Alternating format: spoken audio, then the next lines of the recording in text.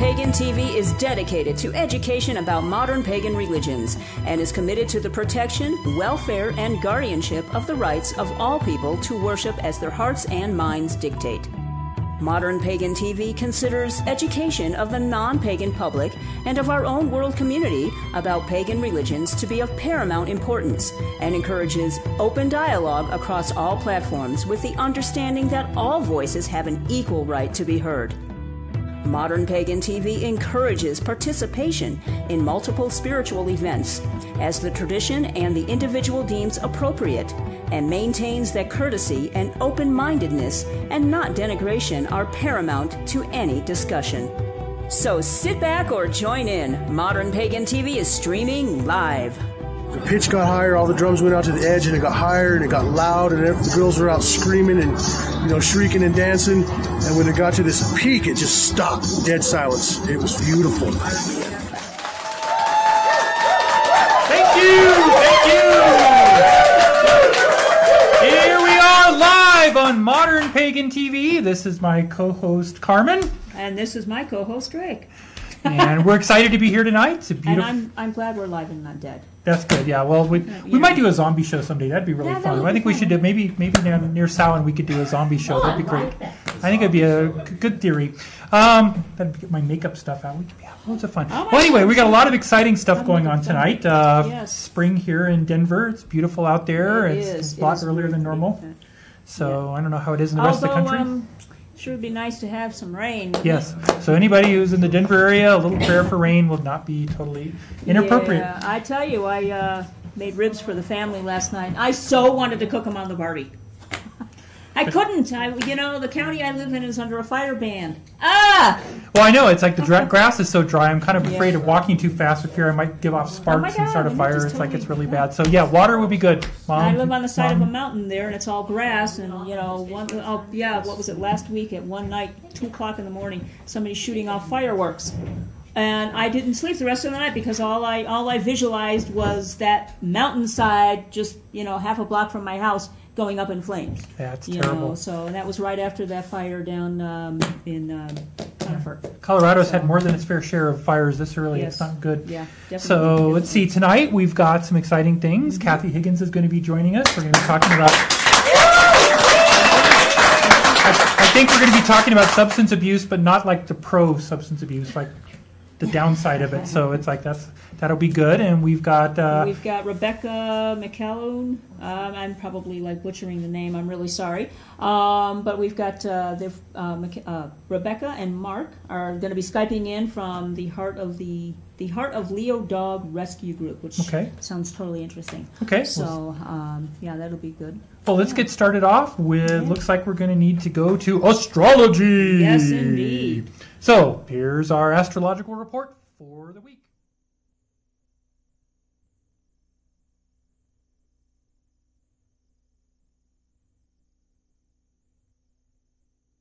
Astrological report, a witch's view of the cosmos for the week of April 8th, 2012. We begin with our solar report. Aries is currently in the second decant of Aries ruled by the Sun, but moves into the last decant ruled by Jupiter on Tuesday, the 10th of April.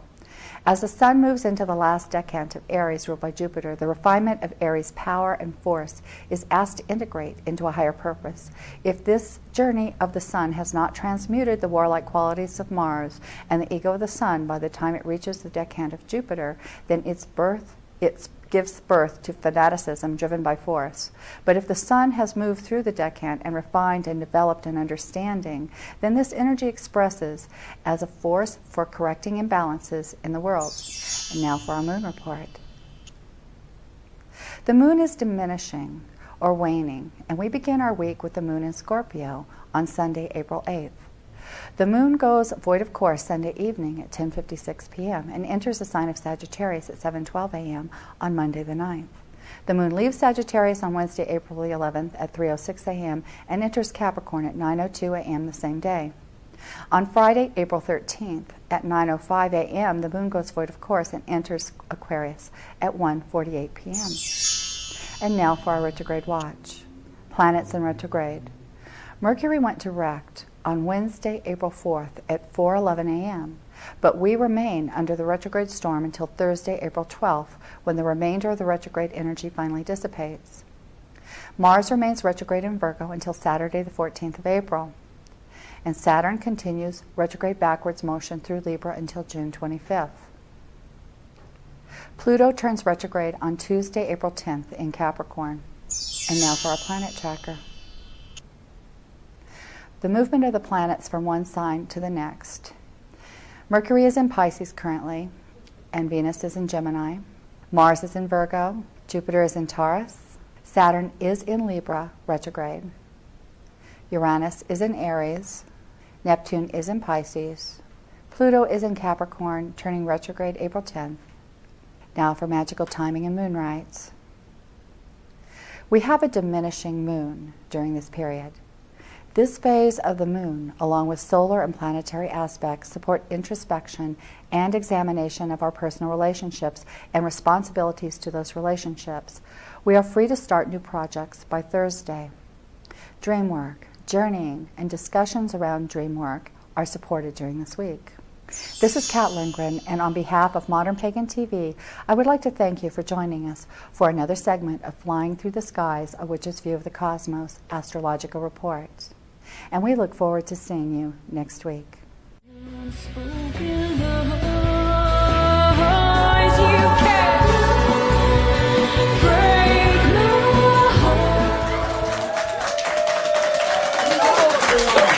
Welcome back. Welcome back. That was great. All right, let's hear it for the studio audience we have here tonight.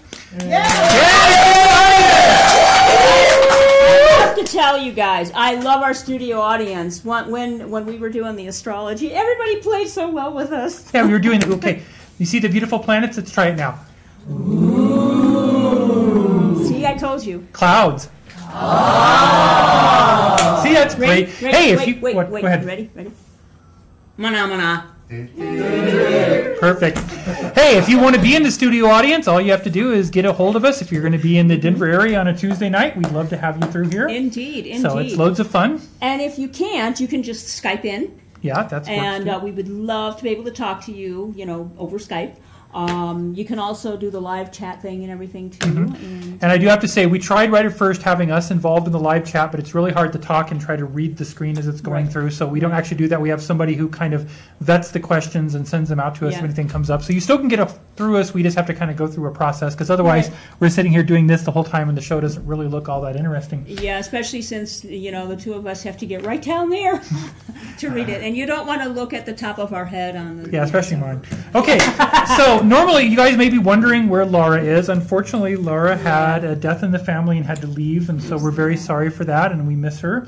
And not that Carmen isn't wonderful sitting here by me, but it's like I'm so used to having my old friend Laura here. Yeah, but we get to play together, so that's fun. Yes, and Laura normally does her timely tips about this time. Right. So we don't have any timely tips tonight, except that we really, I did actually hear an interesting rumor that Monsanto is actually building a Death Star and preparing to destroy the Earth. So that's we're gonna look. Be ready. Yeah. We're going to have a little bit of Drake's timely tips, so go ahead and tell us what we should do if that happens. Yeah, if for example, there is a Death Star event, you all are supposed to get on the ground under your desk, put your head like this, and then so whenever it's all clear, I'm sure we'll hear about it. Oh, I thought maybe the timely tip was figure out how to bend yourself and kiss your ass goodbye. That could be too. All right, so what's next? We have commercials, I think, right? Yeah, we're going to take a little bit of a break, and then when we come back, we get to... see you. I think so, but just remember, if you have a commercial you would like to share with us, we would be more than happy to want to film it and put it on here. Okay? Yes.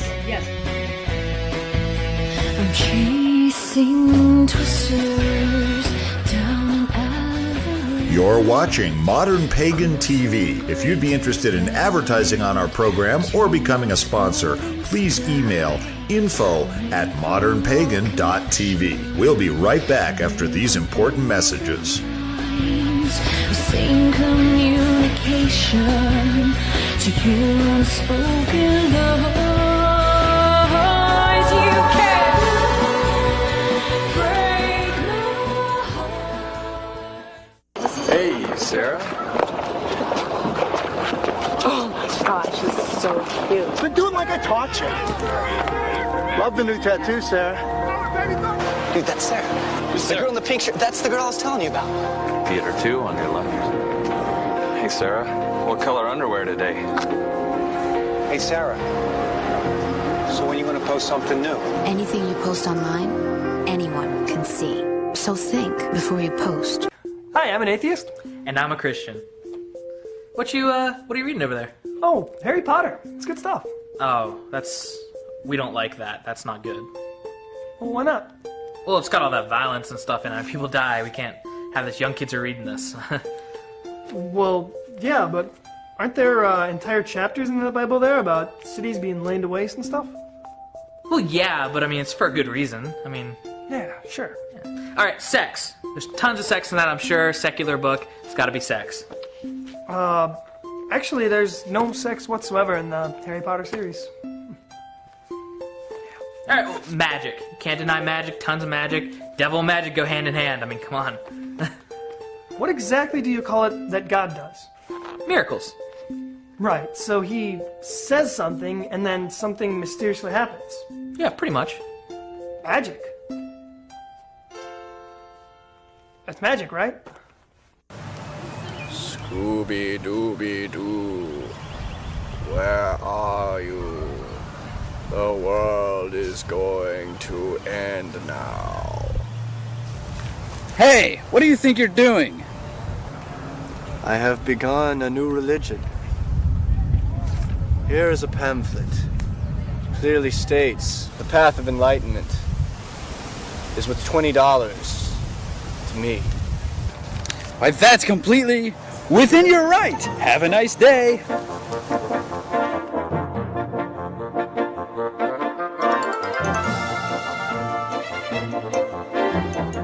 It is often said that the tongue is the strongest muscle in the human body. Flexible, yet firm, it is the rudder. Just as a small spark can set the entire forest ablaze. Just as a tiny key can unlock the largest of vaults. So too is the tongue a key. It is the key to all articulation. Capable of delivering a person's most powerful convictions. Don't let your voice go unheard. This message is brought to you by the NAB Education Foundation, the Broadcast Education Association, McCormick Foundation, and this station. Our forefathers fought to guarantee the right of religious freedom for all Americans. The separation of church and state, as guaranteed in our Constitution, must be preserved.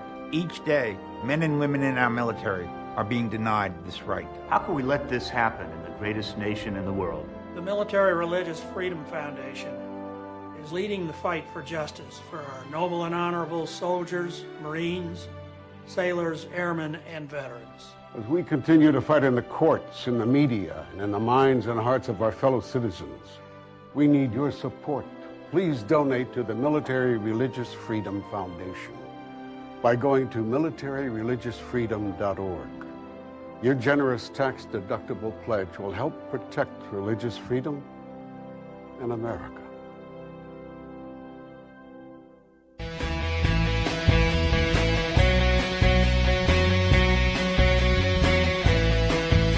I'm chasing twisters down an If you like what you see here, please donate to modernpagan.tv. Just go to our website, www.modernpagan.tv, and look for the donate button. We appreciate your contributions to keep modernpagan.tv on the air and on the internet. And now, back to live modernpagan.tv.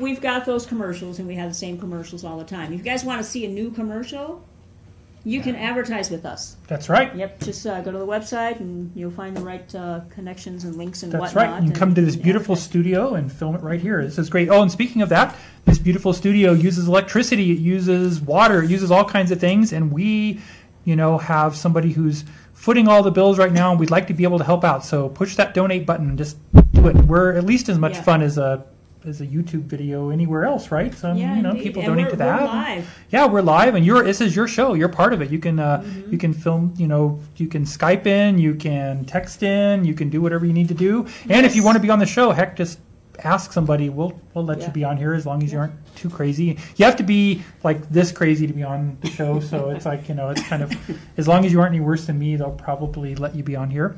So I'm still here. So. That's right. So what else we got going? I think are we going to do Tool Time next? I think we're going to do Tool Time. Tonight we will be adventuring to the south of the circle for wands. So let's see what kind of things we have going here. This ought to be fun. I haven't actually seen this after it's done. So, okay, wands.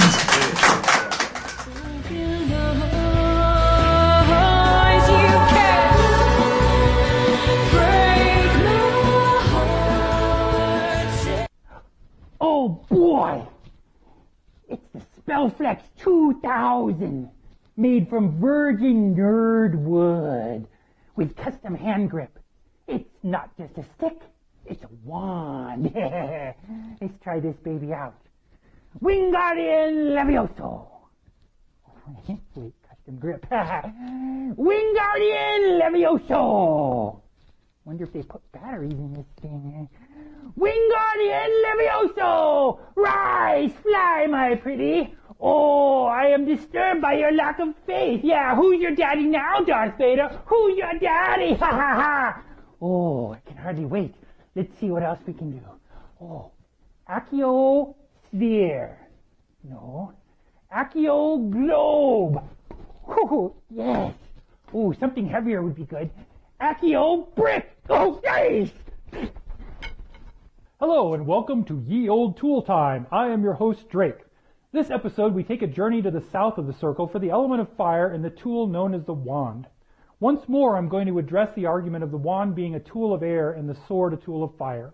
The lamest argument I've ever heard is wands are made from wood and wood burns, so how can it be a tool of fire? Well, everything burns if you get it hot enough. A stick can be a torch and carry fire. The strongest argument for keeping the wand in the south for me is that fire is representative of the generative life force and of energy acting on the other three forms of matter, solid, liquid, and gas. So that generative life force is more akin to the phallic symbol. The wand most closely resembles that. Of all the magic tools, the wand is the one that has no real mundane use. Swords, knives, cups, and plates can all be found around the house. But a wand might be a little hard to explain to a seasoned witch hunter. The wand represents the active male energy, while air and the athame and sword represent the passive male energies. This will become more important later as we look at the dynamics of using male and female tools together in the symbolic Great Rite. Historically, wands might be the most closely related to scepters or rods of office, which show up in many early civilizations. Examples of things looking very much like rods appear in some Egyptian tombs. The first written mention of a wand is in the Odyssey, where the sorceress Circe uses one to transform the crew into swine. Medieval conjurers used wands as tools of misdirection. A common magician's wand is often portrayed as black with lighter colored ends. One might ask, how does this represent a phallic symbol? Well, you have to use your imagination to an extent.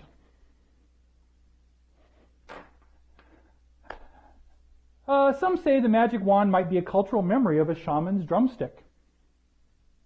A magic wand is most often made from wood, although bone, crystal, and metal are also acceptable as well. Since the main function of the wand is to direct energy and will, there is always a receptive female end, which is represented by a groove or a slit or depression in the part that you hold, and the male focusing terminal, which can be either pointed or have a very phallic knob. A wand is traditionally one of the user's cubits in length.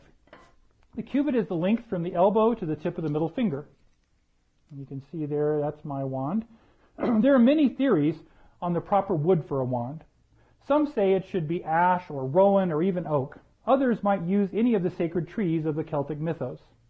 Some folks, like myself, prefer to use a wood found locally to the area that you are doing magic, as it perhaps will resonate more with the energies and spirits of your surroundings. I have carved many aspen wands and found them to be terrific tools and got them great homes. I also like the feel of oak, and strangely enough, oak is the only wood that can conduct a very weak electrical charge. So, might this make it more likely to be a good conduit for energy? You can buy wood dowels in a hardware store, even order exotic wood dowels offline. If you do order an exotic wood, make sure you read any warnings. Some woods, like live oak, cocobolo, purple heart, and in my case, rosewood, can cause minor to severe allergic reactions or are actually toxic. A wood should feel good to you. In all my years, I've never found that paying $30 for a length of wood made it any more magical than a stick that you might find under a tree or on a beach. If you do feel a need to cut a wand from a living tree, just don't. If you really need a chunk of that wood, I firmly believe there will be a down branch or an obviously no longer living chunk there for you. Improper pruning can leave a tree open to disease and insect infestation. Some trees, aspens particularly, do not do well with having parts of them cut off, and your desire to have that wand might as well kill a living tree. Who would want a wand with that sort of energy in it? Now this is my personal wand. Years ago, when I had just gotten my first degree, and dinosaurs ruled the earth, I was looking for a wand for myself. I was having a lot of issues with anger at the time, having just been laid off and feeling that the world was out to get me. I took a walk after a particularly nasty storm had come through, and under an olive tree, I found a branch which the storm had detached. I asked the tree very nicely if I could have it, and felt it acquiesce. I took it home and stripped off the bark, and this is a very important step, as some woods can grow mold or fungus in between the bark and the wood as they dry. And I was amazed to find that the wood was half light and half dark. It's kind of probably going to be hard to see in this one. Kind of like a yin-yang balance representation. I have found that in most cases, the part nearest the tree is the receptive end, and the distal end is where the energy wishes to flow out of.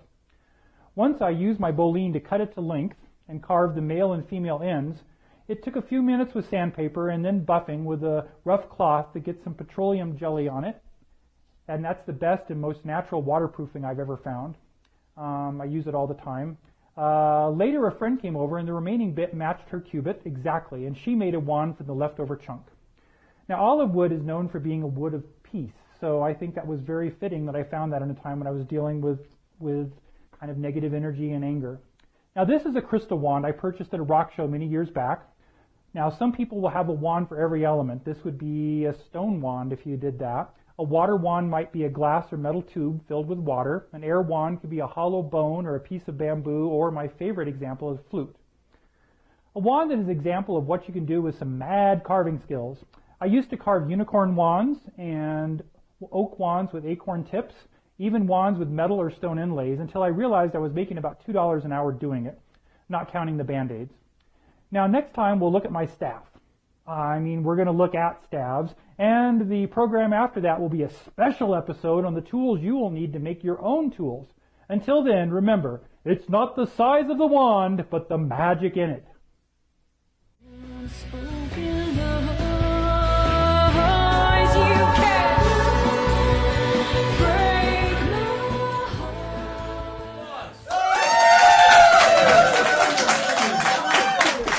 Well, that was more fun than a whole basket full of kittens, wasn't it?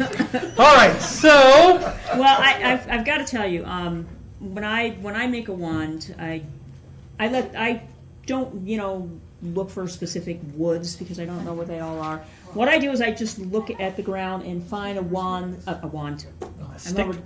find a stick that really calls to me, and that's the one that I pick, for my wands. So. Anyway, that was hilarious. That was very informative. Very informative.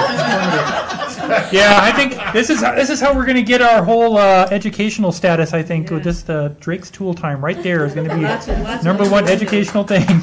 So, okay. So I think at this point, what's the? Well, I think. Let's see if our Skype thing is going here. I think we might be able to be. Are we ready to Skype in? Not quite yet. Not quite yet. Okay. All right. So we're waiting on that. That's fine. We'll be getting that taken care of in a little bit here. Excuse me. Maybe what I'll do. We have a lot of community calendar stuff. Okay. So I can go over a little bit of that right now, and then we can do the rest of it a little later. Just remember, if you're watching this on archive, like a year from now, this stuff's already over, so don't bother. Okay. Yeah. Just a little warning there. Today's date is April 10th. Oh my gosh, I almost said the year of our Lord 2012. 2012. All right. We are approaching the 100th anniversary of the sinking of the Titanic, which is April 15th. which is also usually tax day in But not America, this year. but not this year. So yeah, tax day is the 17th this year. Boys and girls and children of all ages that pay taxes. So make sure you get that taken care of. What else? What else? Okay, so we'll go over some of the calendar. Look at the calendar. Okay. Wow, that one needs to be okay. Maybe I should wait on that one. That one's got like a time thingy on it. So, no, I guess maybe I'll do that. I'm just like all messed up here, ain't I? No. Alrighty. So we have, maybe this goes in this order here. It does go in this order here. Okay. We have a That's why Laura usually does this. She's like on top of it. Well, we don't usually have 2 full pages, Steve. We I know. usually just have, 1 page. Okay. So you can check the calendar at www.dragonfest.org for information on Dragonfest, which of course is the local pagan spiritual retreat up in the mountains of Colorado here. Every Friday night, the community gathering at the Drum Circle at the Living Earth Center which is located at 2160 South Holly Street in Denver. It's Unit 6. You can go on there. You can go check out the community center. I haven't been down there yet, but I hear it's absolutely wonderful. Living Earth Center is open to all every Friday evening from 6 to 10 p.m. Drumming starts at 8 o'clock, so you can go on in and do some drumming or dance to the drumming or whatever. Complimentary coffee and tea are provided. All ages, everyone is welcome to this ongoing social event. Come on and hang out and meet old and new friends. Is there a fee there, it looks like? Or let's see. Suggested donation is $5 a person. Okay. Or parents with kids. The kids basically you're not going to have to pay for your kids unless they're of a particular age, I'm assuming. It is tax deductible, and it helps to offset the rent and other expenses for this 100% nonprofit organization. Okay. 100% community supported space. So basically, if you want to hold an event there, contact the community center, Living Earth Community Center, and let them know what you want to do and see what they can do help you with. Cash, check, and credit card at the door, or you can use the PayPal in advance. So just some fun stuff. They got all their bases covered there. Yes. Okay. And also, every Thursday morning from 9 a.m. to 11 a.m., the Pagan Children's Play Date at the Living Earth Center. That sounds like a whole heck of a lot of fun for the kids. Okay. I think that'd be just awesome. My kids are 15 and just turned 14, so that's not something that we'll be doing. So all they need to do is start bingo night on Wednesdays, and I think we can be, Yeah. You can check in with Joy for more information on that. Okay. Are we about ready to Skype? Yes, we have Okay. Skype. We have Skype enabled. Hey, it looks like we're ready to Skype. This is Rebecca and Mark with the Heart of the Leo Dog Rescue Group. How cool is that? Tell us a little bit about your organization. Can you hear us? Oh, no, we can't hear them. Okay. If you can hear us, wave. Can you hear us? Oh, they're waving. Yay. Or is that or they just waved back? Okay, we're just trying to get you up so we can hear you. We can see you. Okay.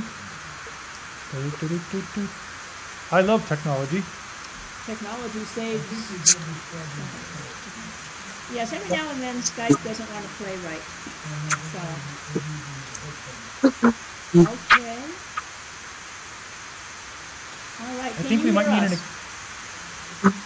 Can you hear us? We cannot hear you. Wave at us again if you can hear us. Oh, they're All right, waving. they can hear us. Okay. Okay. Do you have an external microphone, maybe? A headset, a microphone? We can't understand you. You might need to use a headset or a microphone. It's not picking up. Or get closer to the microphone. Well, last time we had to use a headset, I think it was. So, Give us just a second. We are still fledglings in this new technology. Oh, I heard her. We kind of heard her a little bit. We'll get them in here. Okay.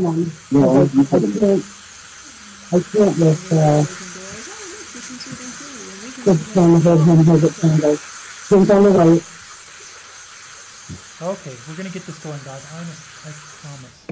Yes. Yes, indeed. So for while we're getting them up a little bit, your next segment that you're going to do is on staffs, huh? Yep. And that'll be The big stick, as we like to call it. Yeah, we'll be doing that. Give me the big And stick. I'm really hoping the next show we might have something really exciting going on. It's still kind of under wraps, but I'm thinking we might be really exciting. Well, once I know for sure, we'll announce it. We might have a very interesting guest star that night. Oh, that'd be so awesome. It'll be fun. Awesome. Well, I had a certain pagan singer say she might be able to want to come on the show, and her manager said that would be cool. So we might actually see somebody who has initials for a name. How's that? Is that a good enough hint? So that would be cool. So it looks like it could be exciting. Okay, do we have?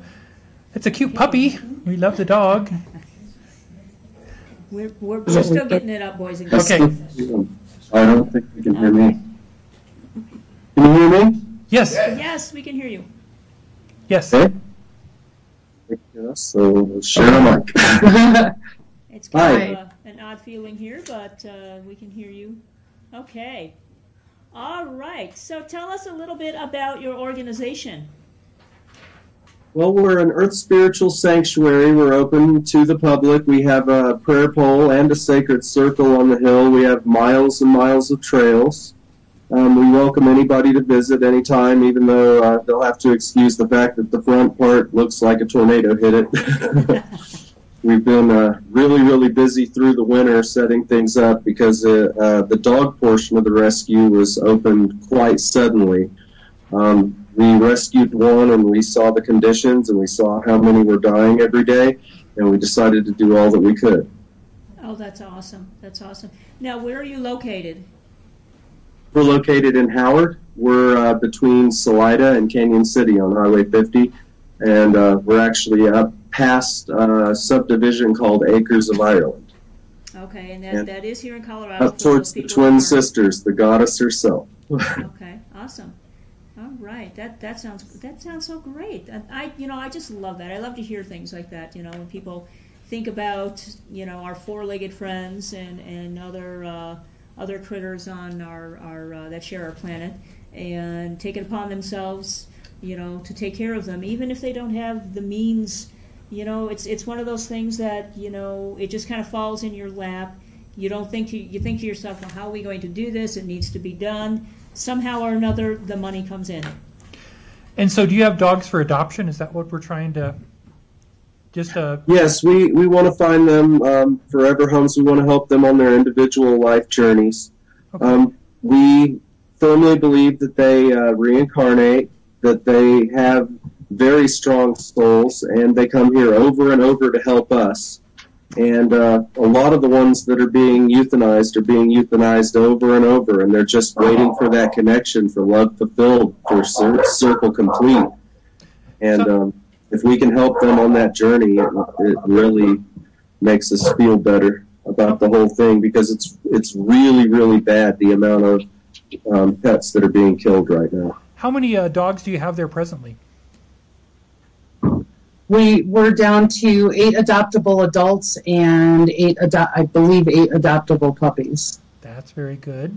So you're getting some local support in the community there, or people in your area knowing that it's okay to come in and look for dogs there, as well as maybe whatever I don't know if there's a humane society or anything in that area.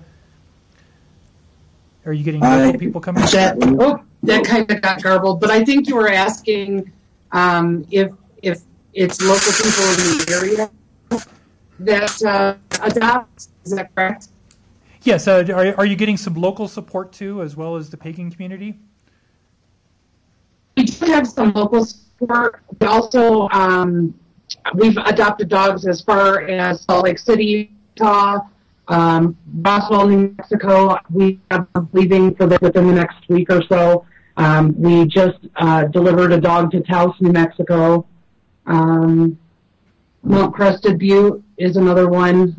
There's dogs up in Denver area, so it's local and as far as Salt Lake City so far. Since November, 43 have gone through our system. Wow. And we do criminal background checks. We have a suggested donation. It's really been working out well, and we have had a lot of support. We found some sponsors for dog food, but unfortunately, the dog portion of the rescue is going to have to move to a different location soon. So who is Leo? the heart of Leo? Is that the astrological sign, or is Leo a dog, or what's the name? How'd you get the name? Leo was Becca's familiar, and he passed from kidney failure, and after he passed, he returned, and she just felt compelled to start looking closer at the ones that were in danger and the ones that were in trouble. Wow. So do you have just all sorts of breeds there, or do you concentrate on one specific breed?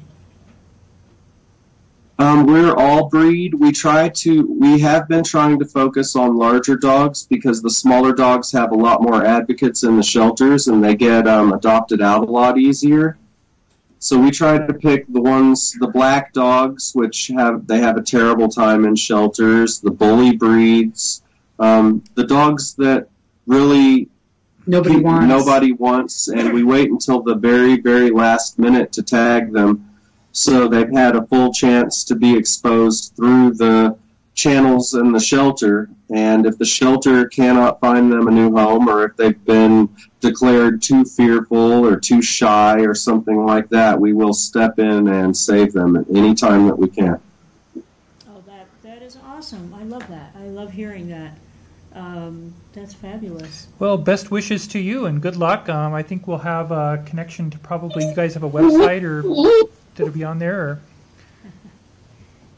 I'm sorry about the connection. It's hard to hear you, and I know it's hard for you to hear us. Is there a website or something? I think we'll probably be able to put that up so people who are watching the show will be able to see that. So if you're looking for a four-legged friend with some history and an interesting life, then this might be a good place to look. And this is Rebecca McCullough and Mark Watson, and they're from the Heart of Leo Dog Rescue Group. Go check them out. Thanks for joining us. Thank you so much. Blessings to you all. Bye. Blessed be. Blessed be. All right. It's we'll have the website put up here. Working in animal medicine myself, it's one of those things that it's just extraordinarily sad to see how many. There's more four-footed friends out there than there are homes for them. So yeah, exactly. And their website is www.heartofleo.org. And it's on the screen. It's up on the screen. Yep, you can see that there. You can check it out. Yeah, exactly. There's very few no-kill shelters or anything like that out there. So, having something like this, you have to commend them for doing something like that. So it looks like we're going to take a bit of a break here. Another commercial break, and then we'll be back with our guest. Yes, when we come back, we will have our guest, Kathy Higgins, come on. All right. That sounds great.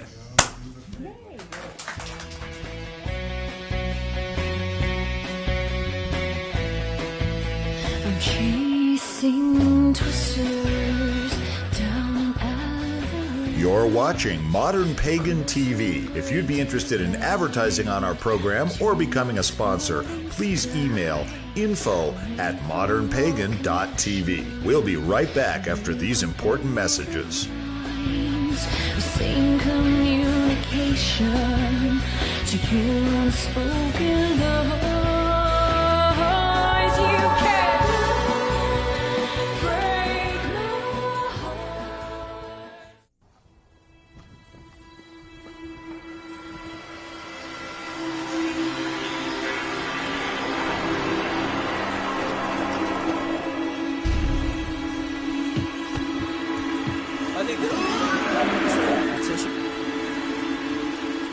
They're destroying our town, they're burning our crops, and we're not gonna take it anymore!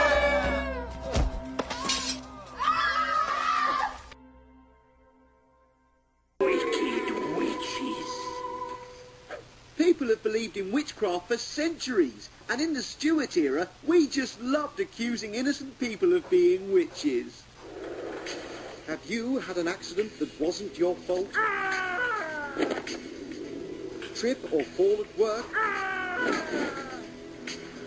Suffered a personal injury or sickness? Then you could have been cursed by a witch. So get in touch with us at Witchfinders Direct. We'll find some innocent woman, say she's a witch, and have her burned to death. Farmer Pocket of Crawley lost all his cabbages when they were eaten by slugs. He lost literally several shillings.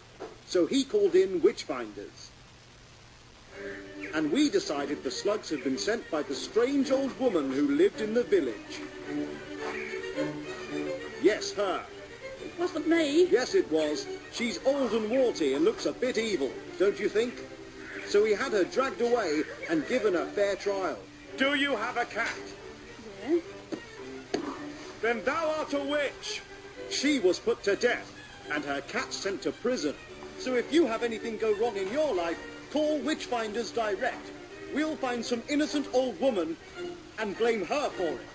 Witchfinders, because old ladies deserve it. In the 1600s, confessing to being a witch could result in burning. Not confessing to being a witch could result in being tortured until you said you were a witch, then in burning. Not all witches were burned. Other punishments included forced fasting, exile, hanging, beheading, stoning, and gouging.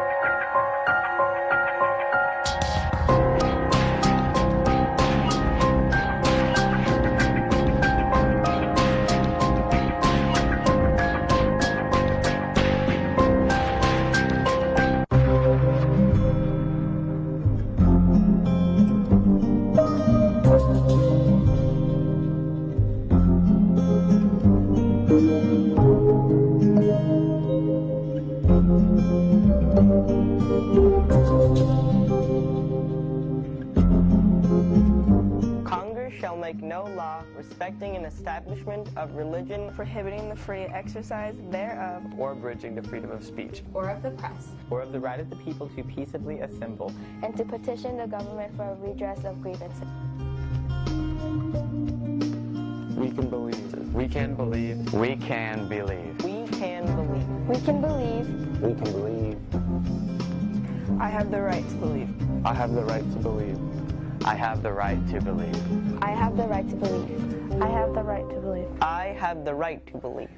I have the right to believe.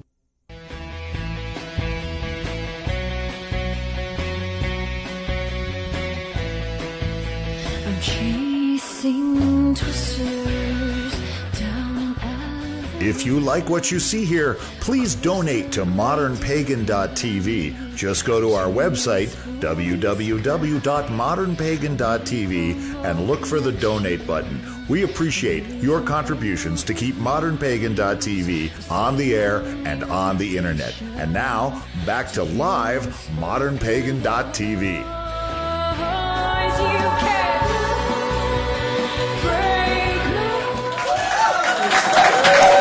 And we're back! I did have a water gun. This lovely lady across from us is Kathy Higgins, a licensed professional counselor. That sounds so...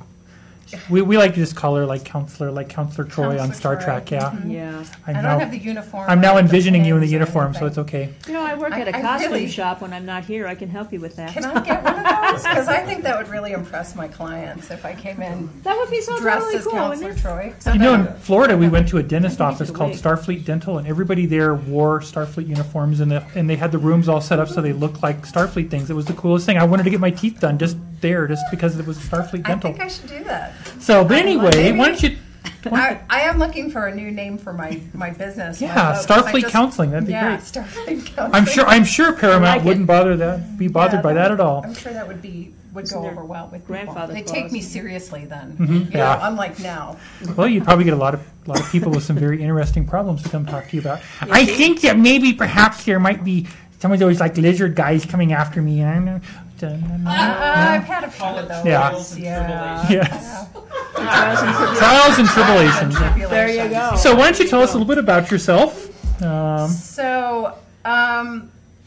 Okay, so where do you want me to start? Well, I was born. Yeah. Well, I'm thinking, what's your spiritual path? Okay, so and my spiritual path kind of led me to be a counselor. I have always been interested in psychological issues and always been interested in metaphysical issues. And to me, spirituality and mental health are linked together in my mind. And about the time I started getting involved in the pagan community, I went through kind of my own crisis, mental health crisis. So I had gotten a bachelor's in psychology, and I'd gone on to work. My mother said I would never make money as a counselor, and unfortunately she's right. But I worked in corporate human resources. I was an evil HR director for about 14 years. And right around the time I was coming to know the community, the Wiccan community, I went through this crisis at my job, and I had a lot of depression and anxiety, and I went to a counselor, and I said, what should I do with my life? And she said, well, you should become a counselor. No, she didn't do that. But she said, well, what do you have? A secret pin and a ring. And... Yeah, you get the bars that you wear on your collar. No. So she said, well, what have you always wanted to do? And I said, I want to help people. So about that same time, I was getting involved in the community, and I noticed that there are some times when there are members of the community that either are using too many substances or they might have mental health problems. So although, I have a full-time practice here in Littleton, I'd say a small percentage of the folks that I work with are pagan. I think spirituality is just a huge piece of mental health, and so being too. in touch with deity is important to becoming more emotionally stable. Right. So dealing with the concept of substance abuse, do you find that I've been doing this for about 30 years, and it seems like there's almost an atmosphere sometimes that almost overindulging is part of what we're supposed to be doing. It's kind of like a counterculture to the big three religions that kind of push away alcohol and substances and stuff. And it's like, oh, we're going to go out and get drunk and dance naked around a fire. It's almost like it's promoting, abusing substances. And I'm not sure that my own spiritual path, I don't drink or partake of anything that's not usually prescribed to me. But ultimately, do you feel that there's like almost a promotion of that among certain paths? Well, that's really important to me. And as far as, my involvement in the community, the first year I became involved with the community in 2003, I went to the pagan, spiritual gathering here in Colorado, Dragon Fest, and noticed just how many people were completely inebriated and totally, falling down drunk. And I thought, wow, this is really not what I came here for. I came here to have a religious experience with deity, and that's not what's happening. People are running around getting drunk, and that's their choice, and that's fine, but that wasn't for me. So I came back from that festival, and a month later I saw a pamphlet for an organization called the Reclaiming Tradition.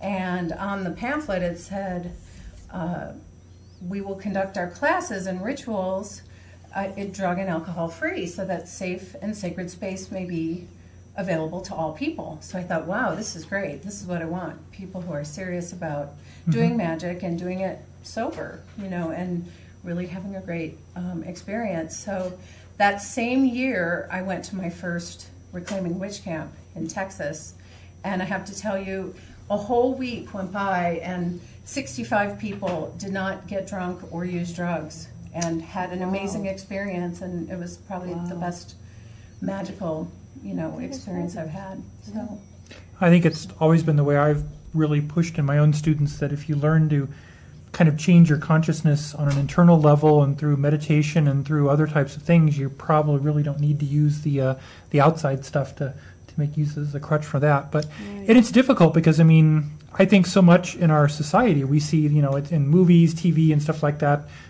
drinking, using drugs and stuff like that is put there. And like I said, there are a few traditions. You're looking at, some of the, traditions where, obviously even in our circles, we're supposed to have cakes and wine, and some people take a little sip of wine, some people use juice, some people it's like each get a cup and go from there, and and you have all the, how many druids does it take to, to change a light bulb? Just 1 to hold a light bulb and 15 to drink until the whole world starts spinning, stuff like that. I mean, it's a joke sort of thing, but there really are, I think, some, and there are also, amongst our people, there's people who really claim to be hedonists and that believe that they find deity through complete excess and everything. And I don't really have a right to judge that. It's not really where I want to go, but I think it can, Right. it can again promote some stuff that can become unhealthy lifestyle choices. Right. And I think it's important to at least start to have a dialogue about what it's like to be in recovery and to be a pagan, and know that that's acceptable to say, I don't want to drink. And I remember going to a ritual a couple of years ago. Took my daughter, who's a teenager, to a ritual that was done at Dragonfest, and we sat through the whole ritual, and it was lovely and beautiful, but the only drink they gave at the end was wine. That's all they had to distribute. And here I am with my 12-year-old daughter, and I'm like, well, let's go back to our camp and get some juice, so, because there wasn't really anything else available. So it's like, well, I appreciate that this was their tradition, and I'm glad that they brought something for people to drink, but it would have been nice if there was some alternative water or grape juice or something. Yeah, if it's not your lifestyle, or granted, other parts of the world, by the time when the kid is 10 years old, they have a glass of wine with dinner, but that's not a typical thing. And here in America, of course, it's illegal. Right. And when it comes to a spiritual gathering, like a ritual, or even if you're not pagan, like I grew up Catholic, and when you went to Sunday Mass, they had the communion and we always wine. use grape juice. We were grape juice. Yeah, I think it was grape juice Christians. That was years ago. I don't even remember. But so you're supposed to take a sip of wine. Yeah, not like you're not supposed to chug the entire for a little chalice. But there are some people be like, okay, refill that for me, and then I'll pass it around. So you deal with the substance abuse and mental health and all that kind of stuff too. Do you also deal with people who have eating disorders? Yeah, and actually I do work with a variety of different mental health diagnoses, whether that's depression or anxiety or post-traumatic stress disorder. And what we found is that a large percentage of people who have a mental illness also have a substance abuse problem. So, and as you just mentioned, eating disorders happens to be one of the largest populations in mental illness that has co-occurring substance abuse with the disorder itself, because a lot of people with eating disorders, they'll use amphetamines or diet pills or different things to lose weight, and that of course is not prescribed to them. So and really bad yeah, I mean, it's a great way to lose weight if you take amphetamines, but it's also has some downsides too. Yeah, I could imagine. So tapeworms are a good way to lose weight too, but there are some downsides there as well. I don't know. When I get extremely depressed, I typically just don't eat. Yeah. So well, and I think the big problem is sometimes I've always felt in my own kind of spiritual practice that a lot of these things come from just having a big hole in you, whether it's from parents who didn't care for you, feeling left out. You have this hole and you try to fill it with something, and whether the alcohol or drugs just kind of numb the pain enough to go away. But so much of it just comes from people, I don't think, really being able to be mindful of themselves and to understand who they are. We have on our circle wall at home, my high priestess put up the Know Thyself, the thing that used to be over the temple at Delphi, where the Oracle at Delphi was. I mean, people would come there to ask questions, and the answer was already there. Know yourself. Any question you have could be answered by the thing that's right over the doorway there. And I think so many people, they try to find these outside things. And again, sometimes the alcohol numbs it or whatever. And it's just amazing to me how many people in our society are just racked with pain and just have no real connection to their world, to the people around them. They go to parties and they're there with 50 people, but they aren't connected to any of them. They're completely alone. Right. Yeah. Or you have the maybe the woman whose relationship is totally sucking, or she's not in a relationship and she's filling that void by being extremely promiscuous or something like that. And that's not just women. There are men that do that too. What? Men can be promiscuous? Sex addiction? No, there's no such thing as that. Oh, really? Yeah. Somebody didn't tell me. No. So yeah, I mean, and I brought some resources that that you can look up on the web. I found an article that was published in 2006 by Isaac Bonewitz, God rest his soul, that he talks about how, being in a dysfunctional family kind of leads, is kind of like, it had led to his exploration of drugs and alcohol and subsequently into a 12-step program. Right. And so he talks about, and he kind of reframed the 12 steps into more of a pagan-friendly, appropriate way, even though... Well, that's a difficult one, too, because, at least in Wicca, we were taught to be you're responsible for yourself. You are the one making your choices, while a lot of times it's with the 12-step, it's like, this is beyond you, you are powerless to help it only by letting your magic friend in the sky come and help you. Right. It doesn't seem like that really connects with some of the Wiccan and some of the other pagan ideas that we're responsible. So how did he fix that, or did he? Just change it to God and Goddess rather than, No, he really talked about it as being honesty and truth and... being able to, so he does go through the 12 steps, and he talks about how they, how they talk about the higher power and that type of thing. But the first step is really the honesty, like, oh, yeah, I have a drinking problem. Like, that is the first step, is saying I'm powerless to stop my addiction, or I'm powerless to stop drinking. And that's the first step. So... You're right. I mean, people don't want to surrender their power, and the idea of surrendering to a higher power to say, well, I can't stop my drinking myself is the problem, right? So they can't stop drinking themselves. They'll drink themselves until they die. It's progressive disease, alcoholism. Do you think there's, personal opinion, do you think there's a physical, I have my fair share of alcoholic people on both sides of my family coming down, and I saw it destroy people kind of sequentially down the road. And, do you think, there's been a lot of stuff saying that there may be an actual physical cause to some of this, that some people may be more destined to, have those kinds of problems or not? Do you think that might be a case? Or? Sure. That's a good question, because I know I've heard that, like my dad was an alcoholic, and I've heard that, my siblings and myself are more prone to it because he was an alcoholic.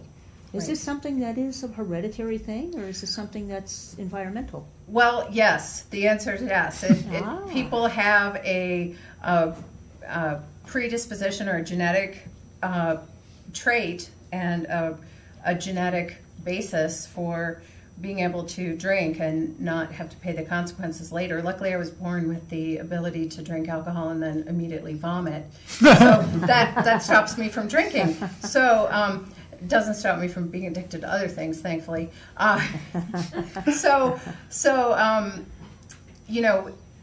People do have different genetics that they come in with, and I'll just use an example from my own family. My husband has, every member of his family is an alcoholic, but he's never drank any alcohol in his whole life because he doesn't want to go down that road. Yeah, I think I made that decision early on too. I just, when I was about 15, I said, I think looking at some of the history and looking at my grandmother and other people, that I'm an alcoholic, but if I don't take a drink, then it'll never manifest. And so that's what I just chose to do. I have no problems with other people around me drinking, but I just choose not to do it because and there's been times in my life when I've been really depressed and I just had the sudden urge, like, I wonder if I just drank something, if it would go away. It's like, where does that even come from? What is the even urge? It would. It's like, because for me, the few times that I've actually, I had like a full cup of wine, I get so terrifically bummed, like we'll be at a thing and maybe I'll drink something and I just start feeling really small and terrible, and then I want to hit something. And I just really want to smack something. It's like, now I know why so many people end up in jail. Yeah. So water is good for us. I tell you, like I said, my dad was an alcoholic, and that's actually what killed him. I myself, I know what it can do because I saw my dad die. Right in the kitchen, on the floor, in my brother's arms, just about. 11-year-old brother. I do drink, but only. Every once in a while I'll have a glass of wine with dinner.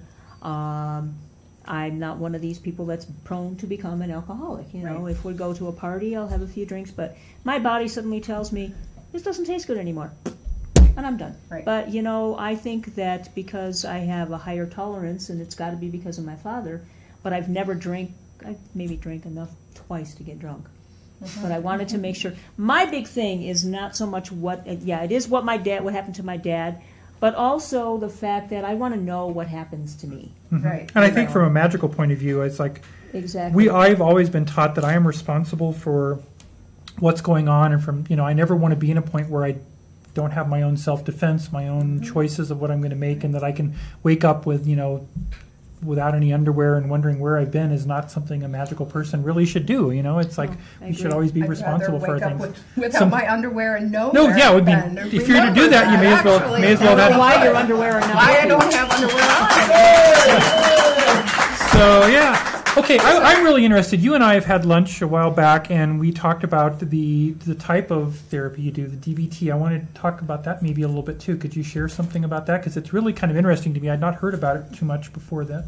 Okay, so dialectic behavior therapy, it comes from 2 schools, and it's a research-based, evidence-based modality, and one that I've been trained in.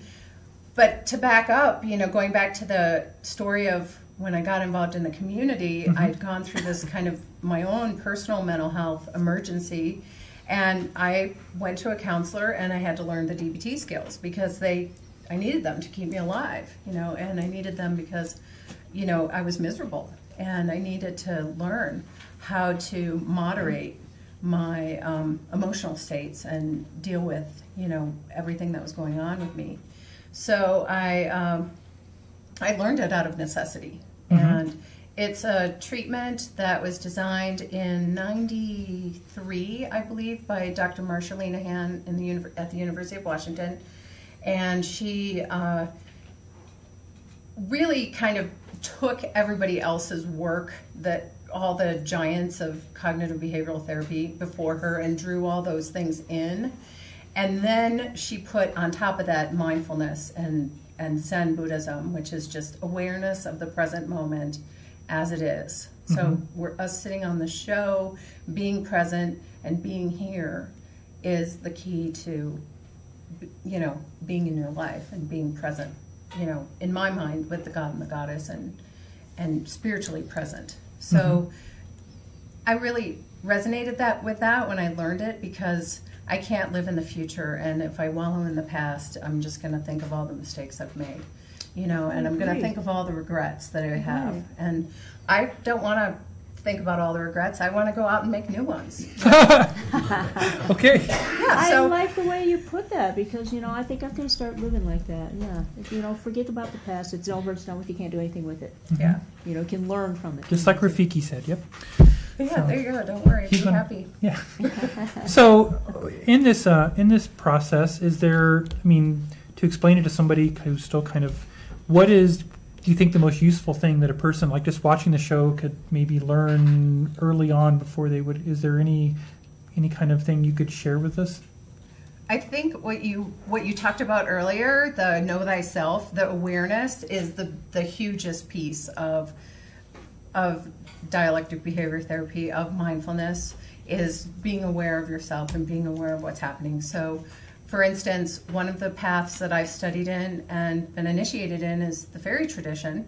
And my teacher that I had for 3.5 years, T. Thorne Coyle, part of our regular spiritual practice was sitting meditation for 20 minutes every day. Every day we had to sit for 20 minutes, and whether we liked it or not. And so after about 6 months of that, you realize that there's something actually different. Something's changing in your life. And so she was a pretty tough teacher. She was like, you will sit every day for 20 minutes on your cushion, no matter what, and there's an old Zen saying, if you're busy, if you're really, really busy, you should sit for 40 minutes instead of 20, so that you can center yourself how would you and fit be present. How do I fit 20 minutes in?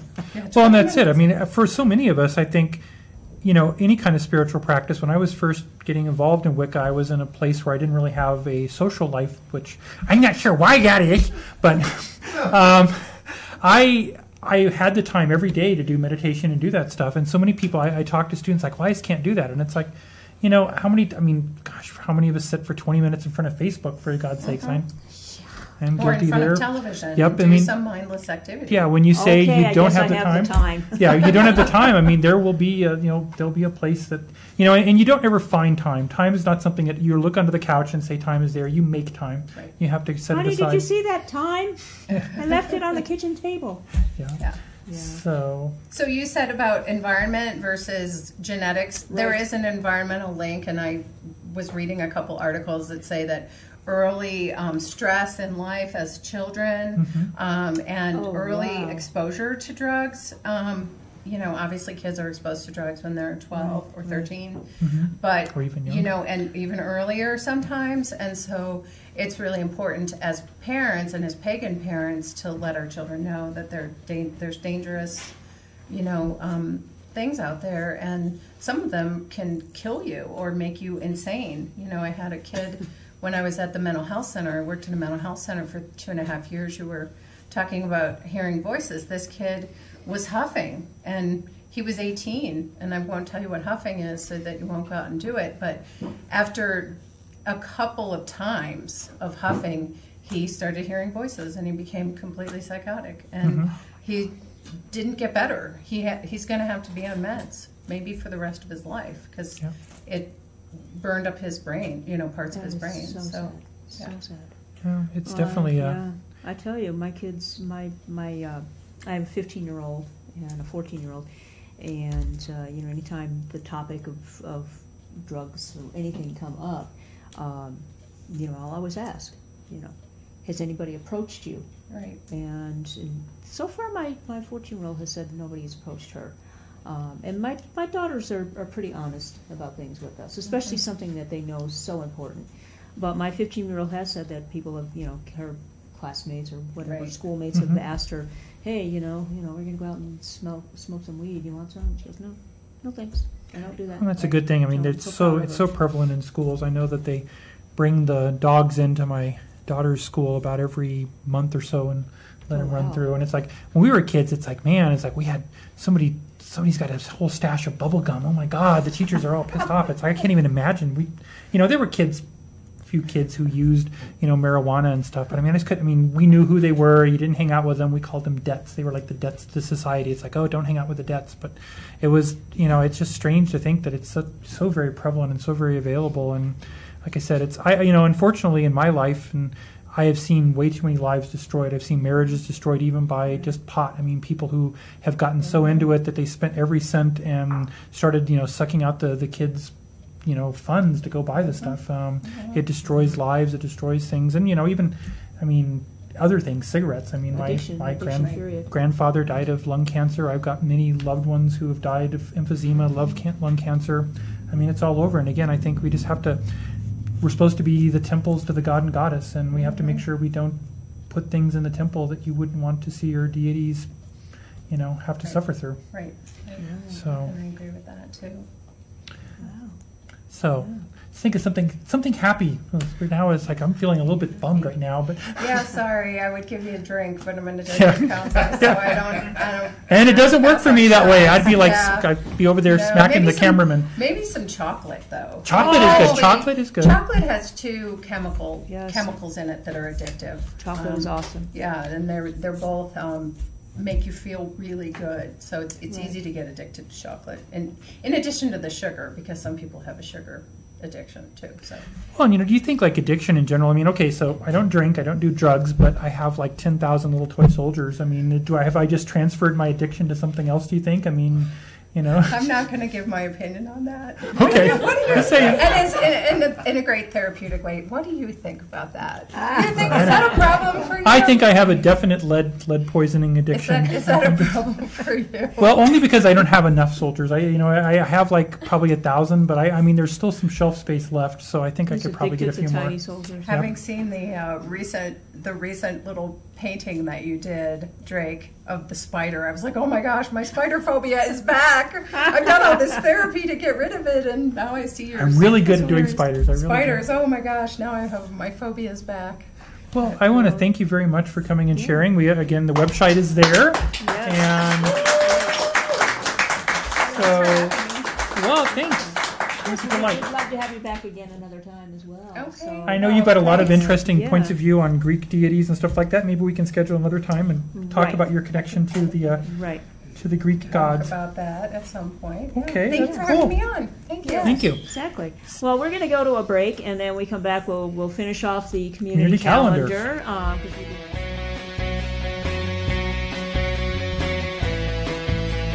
chasing twisters down avenue. You're watching Modern Pagan TV. If you'd be interested in advertising on our program or becoming a sponsor, please email info@modernpagan.tv. We'll be right back after these important messages. Same communication to hear unspoken love.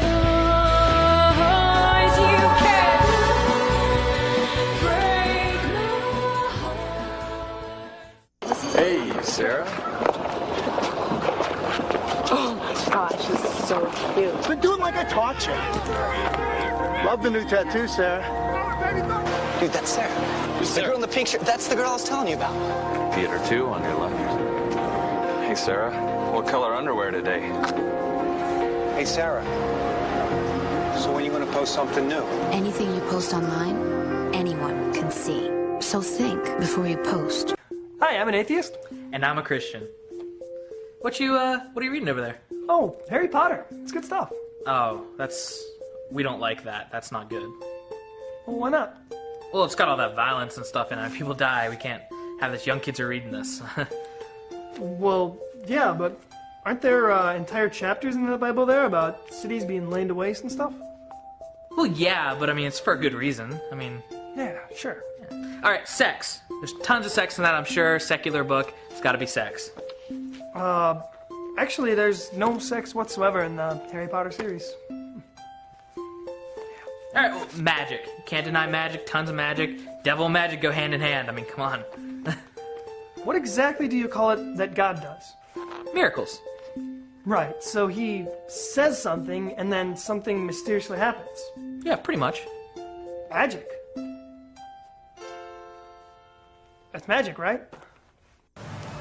Scooby-Dooby-Doo, where are you? The world is going to end now. Hey, what do you think you're doing? I have begun a new religion.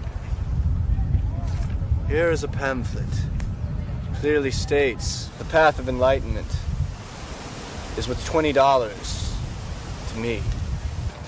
Why, that's completely within your right. Have a nice day.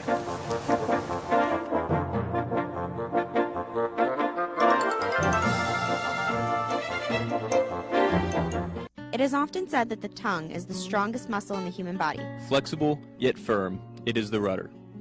Just as a small spark can set the entire forest ablaze.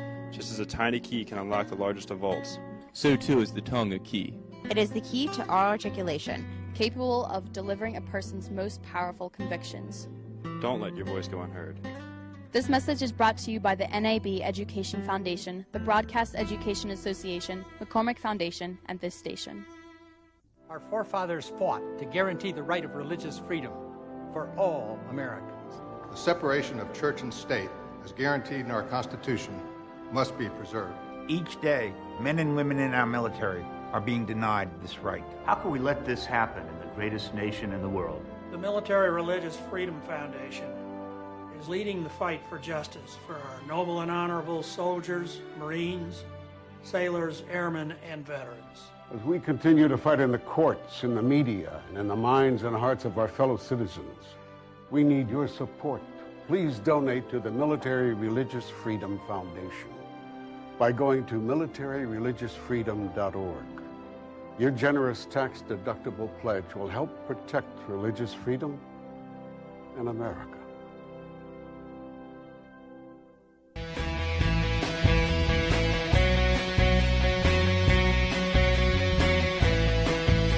I'm chasing twisters down avenue. If you like what you see here, please donate to modernpagan.tv. Just go to our website, www.modernpagan.tv, and look for the donate button. We appreciate your contributions to keep modernpagan.tv on the air and on the internet. And now, back to live modernpagan.tv.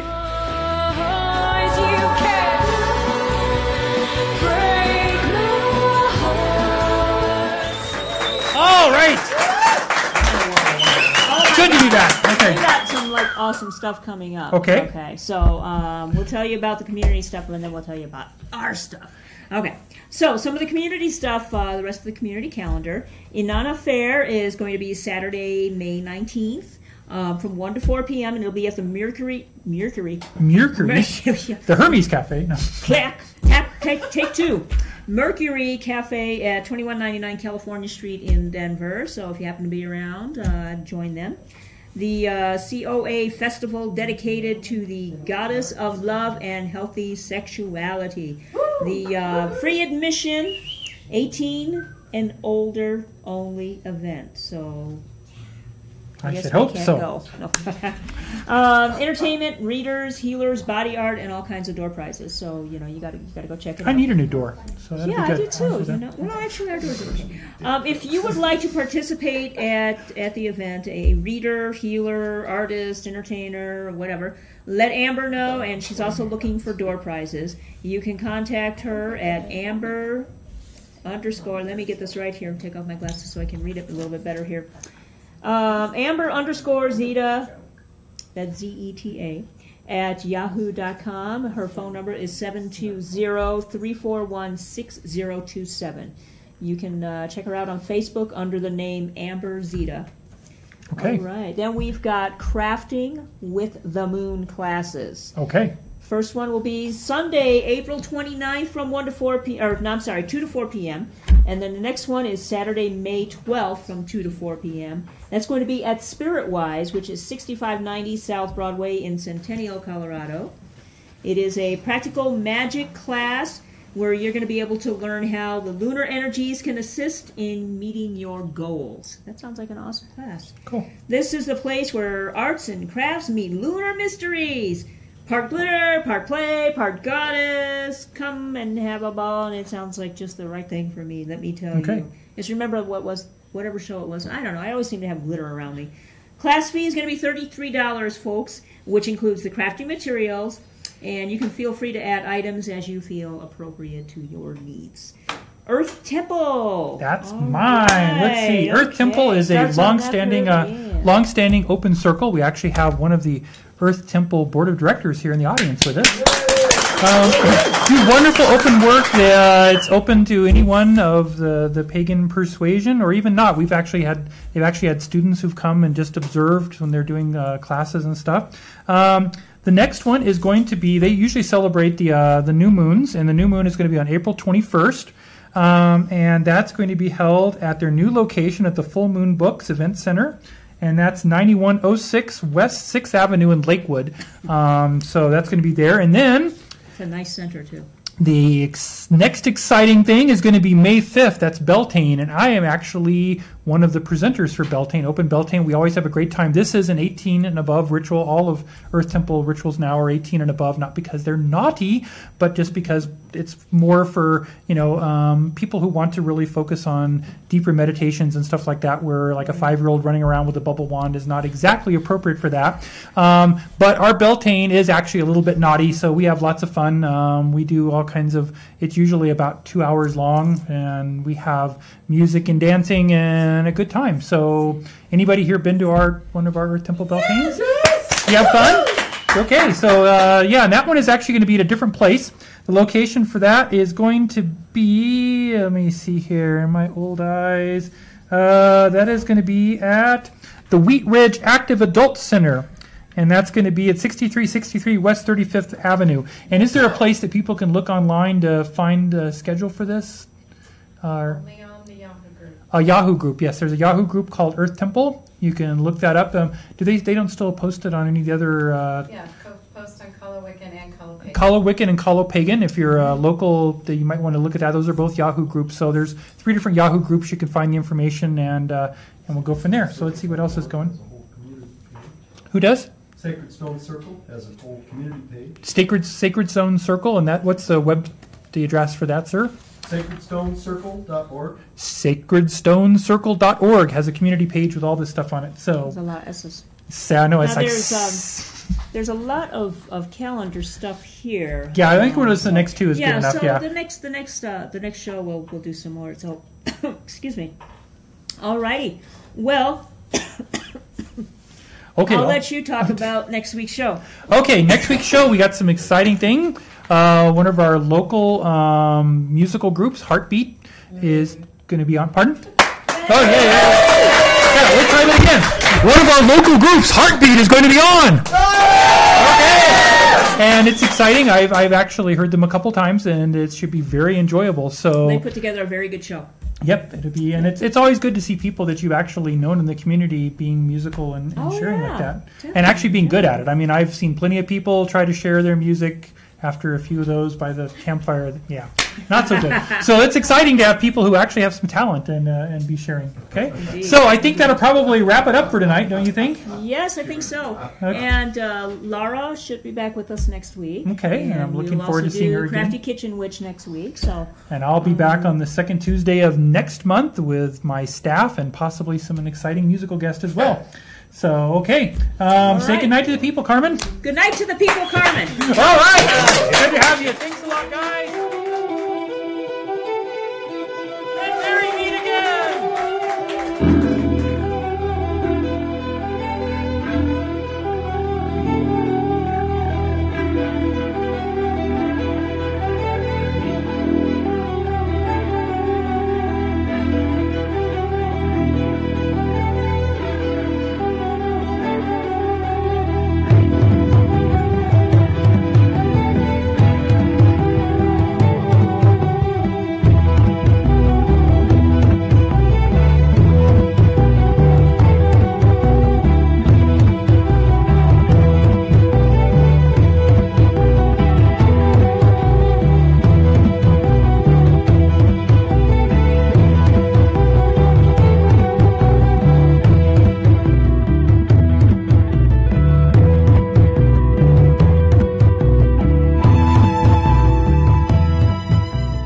Thanks for watching Modern Pagan TV. We'll be back at the same time and the same place next week with more. If you like what you see here, please go to our website, www.modernpagan.tv, and contribute generously. And don't forget to tell all your friends about Modern Pagan TV. Like us on Facebook, follow us on Twitter, and visit our site regularly. We'll see you next week with more Modern Pagan TV. To all people of all spiritual beliefs, we say good night, namaste, and blessed be.